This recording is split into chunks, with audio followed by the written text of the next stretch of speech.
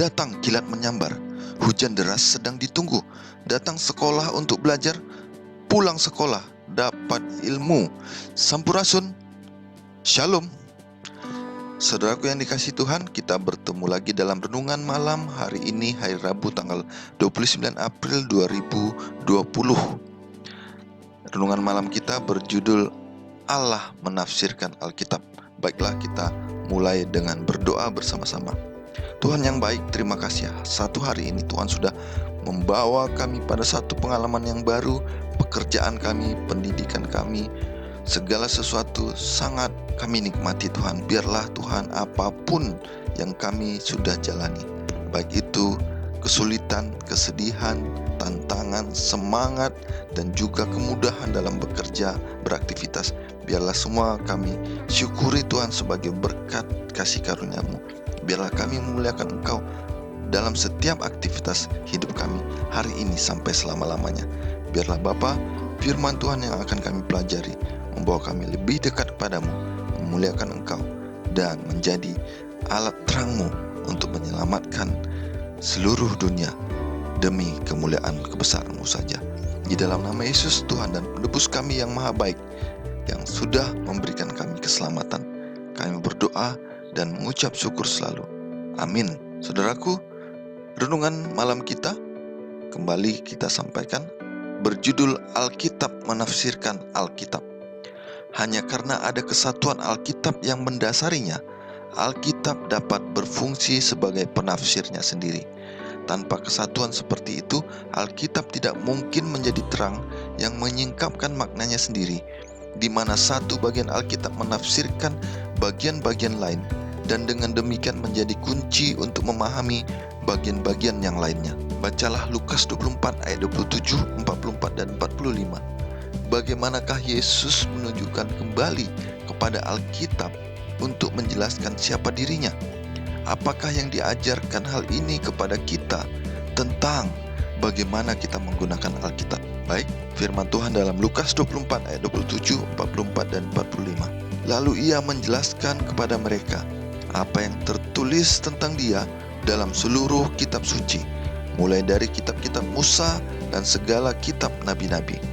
Ia berkata kepada mereka, inilah perkataanku yang telah kukatakan kepadamu ketika aku masih bersama-sama dengan kamu, yakni bahwa harus digenapi semua yang ada tertulis tentang aku dalam kitab Taurat Musa dan kitab nabi-nabi dan kitab Mazmur. Saudaraku, dari ayat ini kita dapatkan keindahan dari membiarkan Alkitab menafsirkan dirinya sendiri adalah bahwa ia menjelaskan lebih jauh makna yang terkandung di dalamnya. Dengan melakukan hal ini, kita tidak sembarangan merangkai berbagai ayat untuk membuktikan pendapat kita. Justru sebaliknya, kita mempertimbangkan dengan hati-hati konteks setiap ayat. Selain konteks langsung sebelum dan sesudah ayat yang diselidiki, kita harus mempertimbangkan konteks kitab di mana ayat itu terdapat. Lebih jauh lagi, karena menurut Paulus dalam Alkitab, segala sesuatu yang ditulis dahulu telah ditulis untuk menjadi pelajaran bagi kita. Dalam Roma 15 ayat 4, kita harus mempelajari semua yang Alkitab katakan tentang suatu pokok persoalan. Alkitab menerangkan dirinya sendiri, ayat dibandingkan dengan ayat. Pelajar harus belajar memandang firman itu secara keseluruhan dan melihat hubungan bagian-bagiannya. Dia harus mendapat pengetahuan tema pusatnya yang agung dari maksud Allah yang semula untuk dunia ini, dari timbulnya permusuhan yang besar, dan dari pekerjaan penebusan. Baca buku Ellen G. White, Seri Membina Keluarga, jilid 3 halaman 176. Ketika kita membandingkan kitab suci dengan kitab suci, adalah penting untuk mempelajari Alkitab secara menyeluruh. Jika memungkinkan, kita harus melakukannya dalam bahasa aslinya, atau setidaknya dengan terjemahan Alkitab yang tepat dan sesuai dengan makna yang terkandung dalam bahasa Ibrani dan Yunani yang asli. Meskipun pengetahuan bahasa asli bukan keharusan untuk memiliki pemahaman yang baik tentang Alkitab, namun tentu saja akan sangat menolong jika itu memungkinkan. Jika tidak memungkinkan, belajar firman Tuhan dengan setia dan penuh doa, dengan sikap rendah hati dan berserah, pasti akan menghasilkan buah yang besar. Mari saudaraku, pikirkan sebuah doktrin, misalnya keadaan orang mati, yang jika hanya berfokus pada beberapa bagian tertentu dan bagian-bagian lain diabaikan, dapat menyebabkan kesalahan. Apakah yang dikatakan hal ini kepada kita tentang betapa pentingnya mengumpulkan dan membaca semua yang dikatakan Alkitab tentang suatu topik untuk memahami dengan baik apa yang diajarkannya? Banyak ayat yang membahas tentang kematian, saudaraku.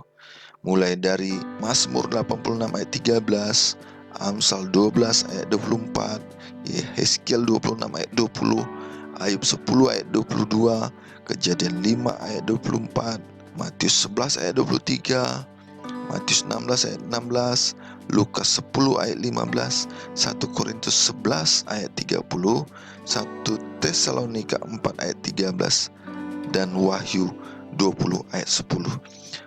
Kalau kita teliti dan kita gali lagi, pasti masih banyak ayat-ayat yang lain yang membahas tentang kematian kita ketika kita di dunia fana. Kesimpulan yang saya dapatkan dengan kita membaca ayat-ayat tersebut adalah bahwa ketika kita secara manusia yang fana mati atau meninggal dunia, maka itu adalah satu kondisi di mana kita dibuat tidur sementara untuk menanti kedatangan Yesus yang kedua kali, yang membawa kita kepada kebangkitan serta kehidupan yang kekal, dan kita hidup dalam kesucian, keagungan, keajaiban, keindahan, kemewahan yang luar biasa, surga. Dan orang-orang yang berdosa akan dicampakkan ke dalam api neraka bersama kepala mereka yang merupakan pengacau, penghasut, dan perusak, yaitu iblis, di dalam neraka. Dan mereka dimusnahkan supaya segala sesuatu kembali kepada awalnya, yaitu kesucian, keindahan, sukacita, kesempurnaan, dan kemuliaan bagi Tuhan. Inilah renungan malam kita hari ini, saudaraku. Biarlah kita dibawa pada satu pemahaman bahwa Alkitab akan menerangkan dirinya sendiri. Walaupun kita bisa mendapatkan tambahan pemahaman dari kitab asli yang berbahasa Yunani atau bahasa Ibrani, dan jangan lupa Alkitab menerangkan dirinya sendiri bersama tuntunan Roh Kudus dalam hidup kita. Tidak ada yang kurang dalam pemahaman yang disiapkan oleh Allah. Biarlah kita memuliakan namanya selalu. Kita sama-sama berdoa. Tuhan kami yang baik, terima kasih untuk firman yang sudah Tuhan berikan. Biarlah firman ini membawa kami kepada satu kesatuan. Tidak ada kuasa yang lebih tinggi daripada firman-Mu sendiri, Alkitab yang tertulis, untuk memberi kami pemahaman, memberi kami arahan, memberikan kami tuntunan, memberikan kami semangat untuk melakukan segala kehendak-Mu. Biarlah Tuhan firman ini menjadi kekuatan iman percaya kami untuk memuliakan Engkau dalam segala situasi, dalam segala diskusi, dalam segala masalah yang kami hadapi, sehingga kami bisa menjelaskannya kepada orang lain, bisa membawa mereka kepada hati yang berserah kepadamu, menjadi umat-Mu yang mengasihi Engkau karena Engkau sudah mengasihi mereka. Dan kami bisa menghadapi segala permasalahan hidup kami dengan firman-Mu yang memberi kami penerangan, yang memberi kami kesempatan untuk mengerti, karena firman Allah yang tertulis sudah menyampaikan dengan cukup lugas dan dapat dimengerti bagi kami. Terima kasih Bapa atas segalanya. Biarlah karunia kebesaran-Mu, kebaikan yang menjadi bagian hidup kami. Dalam nama Yesus Tuhan dan penebus kami berdoa dan mengucap syukur selalu. Amin. Hutan lindung banyak rusa, kakinya lincah pandai berpindah. Tidaklah diciptakan semua manusia kecuali agar kita manusia beribadah.